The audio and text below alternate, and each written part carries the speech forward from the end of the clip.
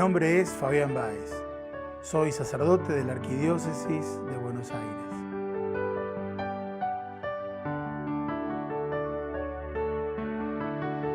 El Papa Francisco, el cardenal Bergoglio, me ordenó diácono y sacerdote y fue mi obispo durante 15 años.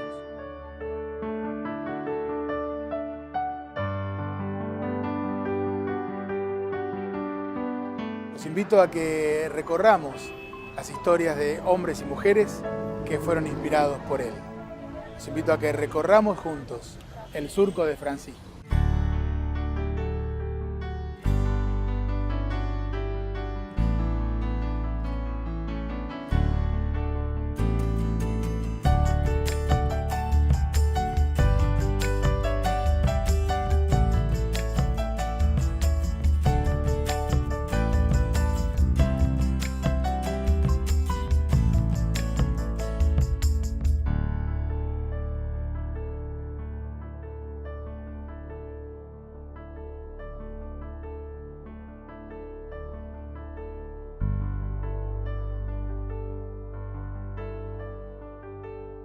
En la parábola del buen samaritano, Jesús nos interpela. Ante un hermano lastimado, pasó un levita, pasó un sacerdote y siguieron de largo. Solo un samaritano lo auxilió. El cardenal Bergoglio retomó este evangelio y nos pedía a todos que no fuésemos indiferentes con los hermanos que sufren, con el sometimiento esclavo de tantas personas en talleres laborales, en prostíbulos. Trabajé, digamos, en talleres que sí eran clandestinos. Incluso habían compañeras en cajas de manzana que lo ponían a sus bebés al lado, ¿viste? Y ellas seguían trabajando. Hacía frío, era un galpón muy grande, hacía bastante frío, corría. Yo me acuerdo que éramos una cuestión casi de 60 personas en un taller había un solo baño, pero después había otro baño que era un pozo ciego, pero malísimo, ¿viste? Qué sé yo, ni el chancho por ahí entraría ahí, prácticamente es así. Las víctimas de la trata no son cosas, no son objetos, son nuestros hermanos, son personas que han sido explotadas en su dignidad, con el trabajo, explotados, la explotación laboral, la trata laboral, el tráfico de órganos, se les sigue robando órganos. ¿Sabe cuánto cuesta un riñón para los países ricos de los que se roban en las clínicas psiquiátricas, por ejemplo, de Argentina? De los que se venden, de los que se compran, 20 millones de pesos. Fui muchas veces amenazada con la propia colectividad, que me iban a matar, que se iban a meter con mis hijos.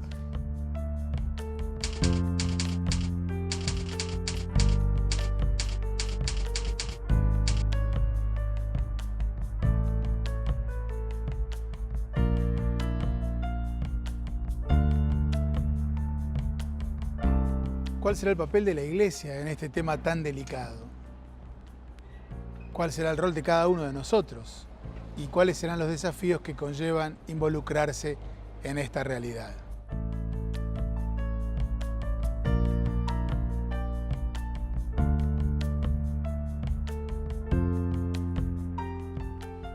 Me voy a reunir con el obispo Jorge Lozano, responsable de la pastoral social del episcopado argentino, y con la hermana Marta Peloni, religiosa del Carmelo, misionera teresiana.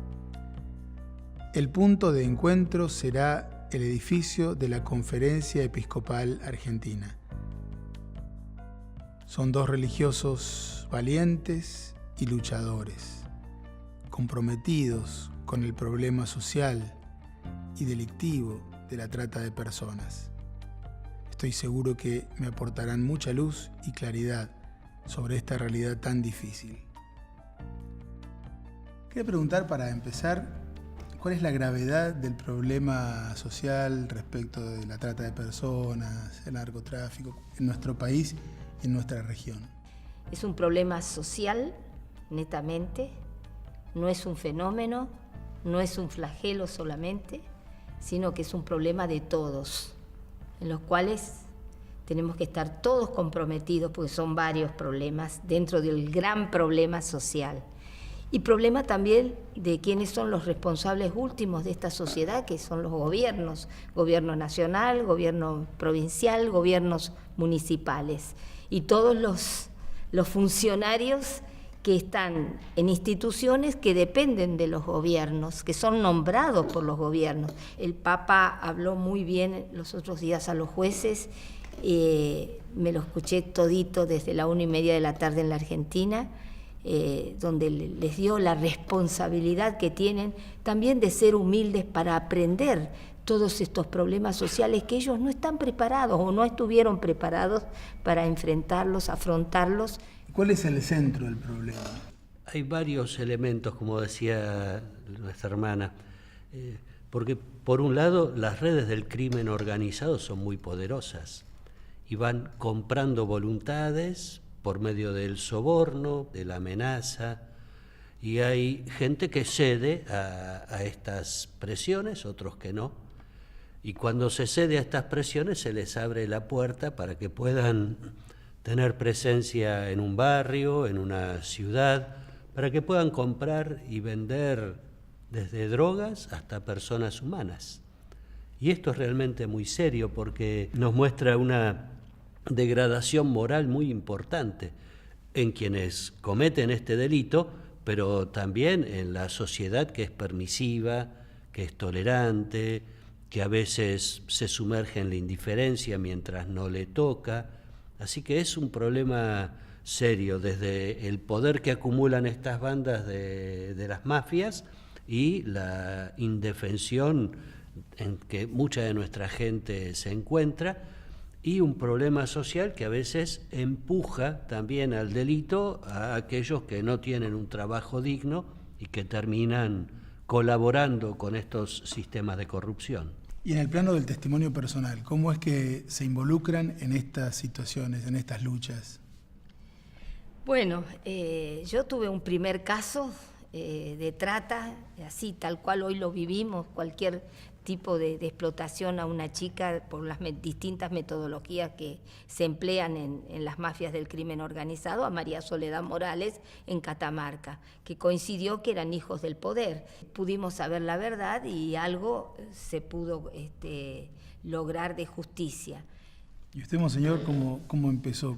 Estando de párroco, yo tenía cercanía geográfica con algunas situaciones de explotación laboral y sexual, y después cuando estuve como obispo auxiliar en Buenos Aires, el cardenal Bergoglio me pidió que me encargara de acompañar también todo el ámbito de la pastoral social, y después como obispo de Gualeguaychú también organizamos a partir de varios prostíbulos que había dentro de la ciudad o en las rutas algunos foros de discusión con directivos de escuelas, personal de la justicia, fuerzas de seguridad, vecinos, y empezamos a instalar la problemática en la sociedad en su conjunto, promoviendo que hubiera primero en el ámbito local de la ciudad y después también a nivel provincial normativas que pudieran no ser permisivas con este tipo de lugares donde, además de haber explotación sexual, también lo había de menores, ¿no? Entonces, con denuncias que nos iban llegando de algunas personas en particular, pudimos armar una especie de mapa del delito sobre esto, charlarlo con las autoridades políticas y hacerlo visible a través de la prensa. ¿Qué desafíos tiene la Iglesia frente a estos temas todavía?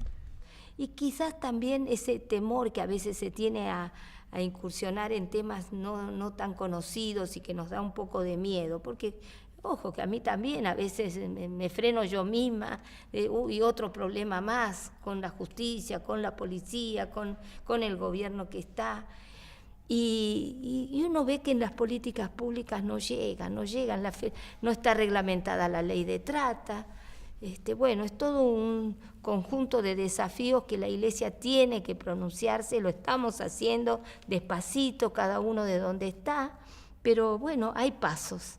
Y yo confío mucho en la pastoral social integral, articulando, porque no es el único problema el de trata.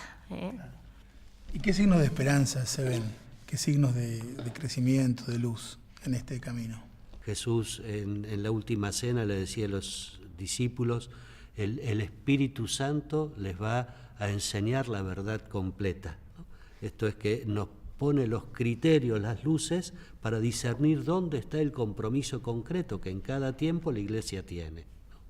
Yo percibo con esperanza, al menos aquí en el ámbito de la Conferencia Episcopal, en la Pastoral Social, en la Comisión Nacional de Justicia y Paz, tenemos un espacio de participación de varias organizaciones sociales que luchan contra la trata de personas. Y eso es muy bueno que podamos, dentro de la pastoral, de la Iglesia, acompañar la lucha de ellos y a su vez también hacer de puente para algunos reclamos. Esto que decía la hermana Marta, de la falta de reglamentación de la ley de trata, es algo que nosotros estamos acompañando, lo hicimos en la gestión anterior, logramos unas pocas cosas y ahora queremos completar esa reglamentación para que un instrumento legal no quede archivado, sino que sirva en orden a las políticas públicas, ¿no? Así que en esto, que haya gente que se moviliza, que haya preocupación en la sociedad, es un signo de esperanza y nos ayuda a vencer lo que Francisco denuncia como la globalización de la indiferencia.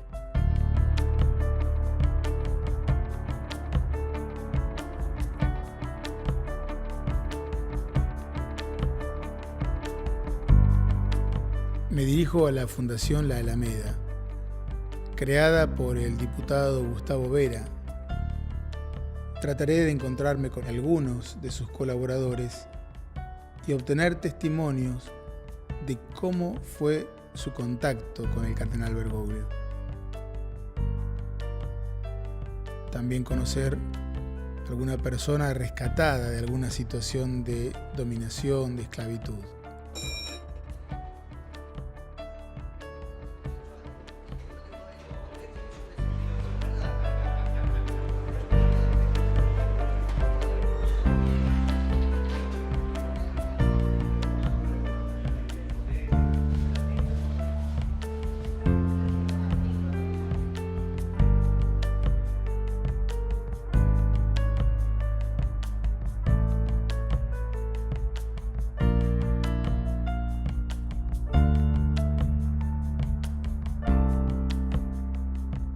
¿Qué tal, Lucas? ¿Qué tal? ¿Cómo andás? ¿Cómo estás? Bien, muy bien, por suerte. Muy bien, estamos acá en la Alameda. Estamos en la Alameda, en el primer piso. ¿Qué es la Alameda?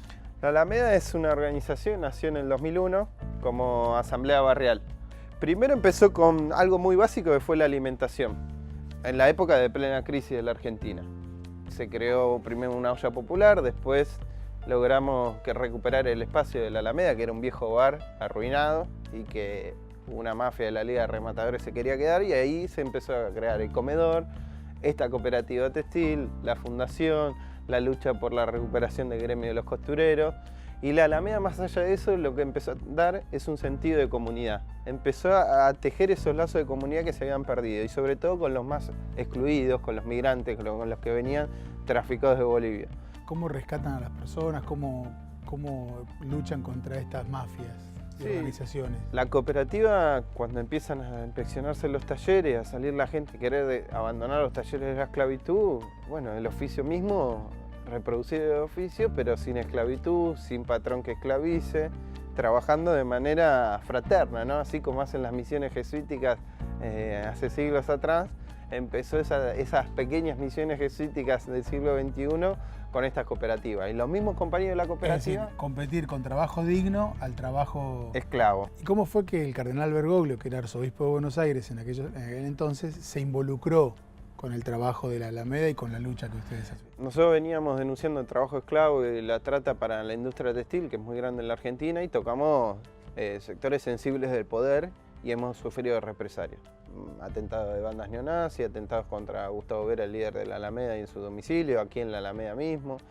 Y ya nos llegó el tema de la esclavitud sexual y el narcotráfico, sobre todo en la zona del centro porteño. Sabíamos que si íbamos solos a esa lucha, dejando en evidencia a estos sectores de poder, íbamos a terminar, como se dice aquí en Buenos Aires, en el Rachuelo, o sea, en el río, íbamos a terminar asesinados. Y sabíamos que Bergoglio estaba diciendo lo mismo que nosotros, lavándole los pies a los adictos en la villa, hablando de la lucha contra el narcotráfico, hablando de una ciudad corrupta, una ciudad coimera, vanidosa. Entonces, de escucharlo, de saber su tarea pastoral, es que dijimos, bueno, ¿por qué no saltamos los prejuicios y nos conectamos con él? Si es un hombre de poder, pero que utiliza el poder para el bien común, el poder como servicio. Y con los compañeros cartoneros del Movimiento de Trabajadores Excluidos, es que llegamos a Bergoglio con una carta que escribió Gustavo Vera y Juan Graboy, del Movimiento de Cartoneros, rápidamente desde una reunión en el arzobispado, y de ahí en más él se puso a disposición, acompañé la denuncia que estábamos planificando. La primera misa fue en la iglesia de los inmigrantes en el barrio de La Boca, y de ahí en más el trabajo siguió espalda con espalda, como digo yo, siguió recibiendo víctimas de la mafia, recibiendo arrepentidos de la mafia, recibiendo funcionarios policiales que habían denunciado a los jefes policiales. Cada vez se hizo más fuerte su trabajo con la Alameda, el trabajo después de la misma iglesia con nosotros, o sea, otros sectores de la iglesia que fueron trabajando. Por ejemplo, recuerdo las oblatas, las adoratrices, el departamento de migraciones, los curas villeros. Empezó un trabajo en las parroquias, haciendo los mapas de crimen, organizando, y las parroquias recibiendo a los vecinos que denunciaban la inseguridad en sus barrios. ¿Y cuál es el desafío, el camino a seguir y las señales de esperanza que hay en esta lucha? Sí, ya haberlo visto a Jorge Mario Bergoglio hacerse papa generó, y nosotros se lo expresamos, Gustavo se lo expresó, que ahora la tarea era mundial, que así como en la Argentina hay 500.000 de esclavos, en el mundo hay 40 millones de esclavos. Entonces la tarea iba a ser titánica y se iba a multiplicar. Y efectivamente lo que nos está pasando, acabamos de volver hace poquitos días de un coloquio de jueces y fiscales que agrupó a más de 150 funcionarios judiciales de todo el mundo, hablando de la esclavitud moderna, hablando de la trata y crimen organizado, y la tarea se multiplicó. Y bueno, en esa tarea tenemos la esperanza de que hoy el Papa Francisco es líder moral y humano para todo el planeta, y en esa ola de renovación, esa ola de esperanza, es que nosotros sumamos nuestro granito de arena desde Capítulo Argentina y ayudando también a otros países, como hemos hecho en España. Ahora Gustavo tiene un viaje a Armenia también, así que estamos colaborando ahí donde nos necesite y donde el Papa diga que hay que trabajar por el bien común.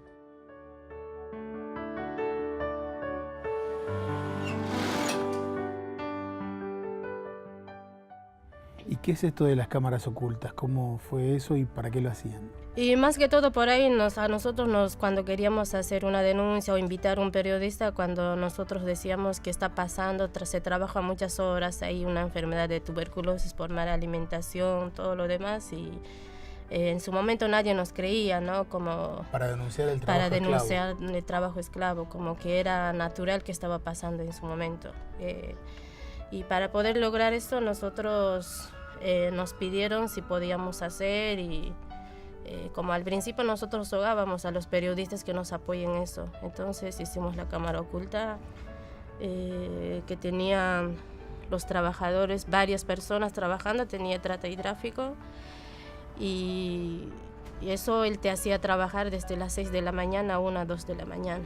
Entonces, para probar eso, yo me presenté como una trabajadora más y logré entrar al taller, logré entrar a 2 casas de él, y para poder probar, ¿no?, si estaba ocurriendo todo eso. Entonces, con todo eso pudimos demostrar que sí existe el trabajo esclavo, porque al principio como que nadie nos creía que estaba pasando eso.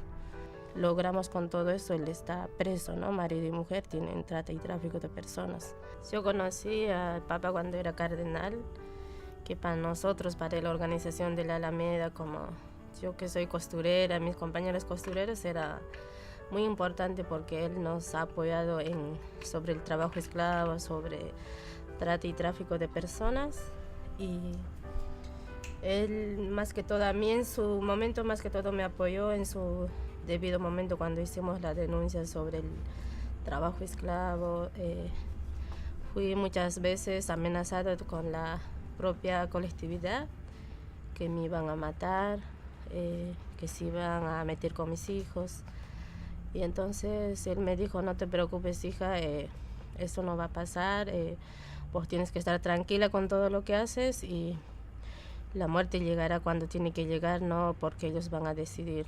Y entonces, bueno, confié en él, me quedé tranquila y bueno, me parecía muy buena persona en su momento y por eso elegí hacerlos bautizar a mis hijos, como estaba en otro país. Y él me dijo, no va a ser ningún problema, será un honor. Y quedamos con que me iba a llamar, no pasó muchos días, me llamó y me sorprendió y me dijo, ¿dónde quieres hacerlo? Y yo dije, ¿cómo dónde? Y yo le dije, acá en mi trabajo en la Alameda. Entonces me dijo, no hay problema, y decime la fecha y lo hacemos. Y no pasó mucho tiempo y él vino, aceptó. No sé, para mí era una cosa increíble. Él vino, trajo toda la sopa que él se ponía de cardenal y mi hijo más grande también le ayudó y le dijo que él le iba a ayudar. Más que todo yo me puse a escuchar todo lo que hablaba. Él decía, hay que ir al lugar de donde el pueblo te necesita, donde está el pueblo, no tienen que venir ellos a nosotros.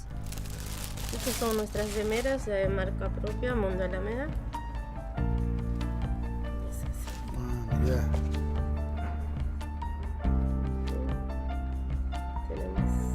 ¿Esto lo hacen todo aquí? Sí, nosotros hacemos acá y bueno, nuestra primera marca y estamos contentas al tener Sí, nuestra claro. propia marca. Claro.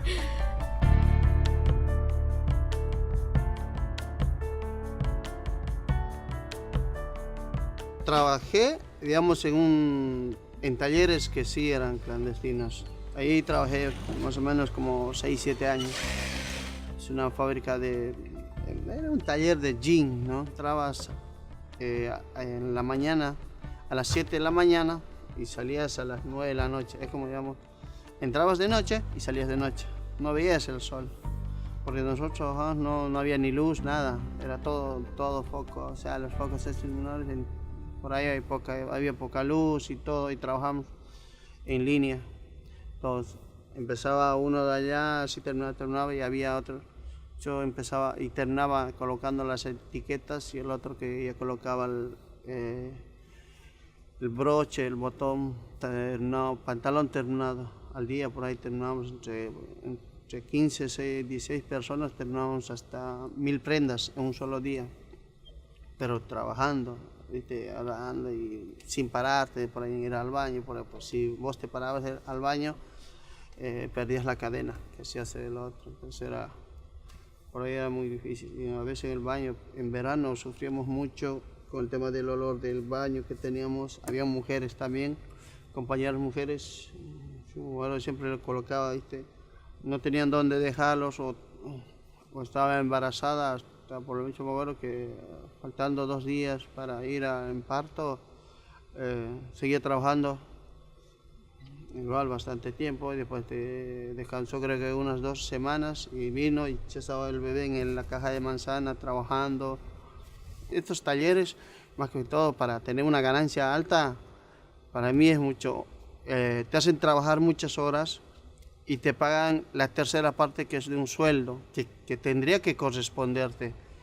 Un ejemplo, tendrías que ganar 1000 pesos y ellos te pagan 300 pesos. Te digo un caso de por ahí de un pantalón de jean.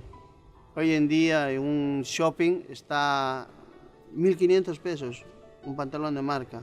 Uno más o menos está 500, 400 pesos. Pero en un taller no te lo pagan eso.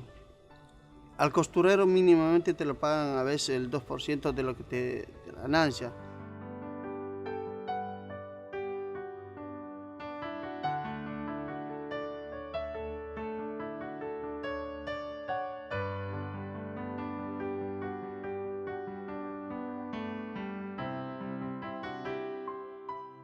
Hoy por hoy nosotros tenemos la marca, pero solo hacemos remeras. La idea es que se sumen otras cooperativas con otras marcas, con otros productos. De hecho, el segundo marca tenemos Nochais, que es internacional, con Tailandia que hemos hecho y con Filipinas. A la gente yo le diría generalmente, bueno, que cuando vaya a comprar una prenda, bueno, que pregunte si está hecho en una fábrica o en un taller legal, no un trabajo esclavo. Generalmente, especialmente en las marcas muy grandes, se hace eso. Estoy bien orgulloso, o sea, de mi marca, que es Un Mundo Sin Esclavos, Mundo Alameda. Para nosotros es muy importante ser realistas en esto, ¿no? Bergoglio lo insistía mucho en sus predicaciones y ahora como Papa también vuelve a tomar esta expresión: hay que tocar la carne sufriente de Cristo en el pueblo. No son problemas que le pasan a personas ajenas o a entes que no conocemos. Son seres humanos, hermanos nuestros, y cualquier cosa que le pasa a un hermano nuestro nos pasa a todos.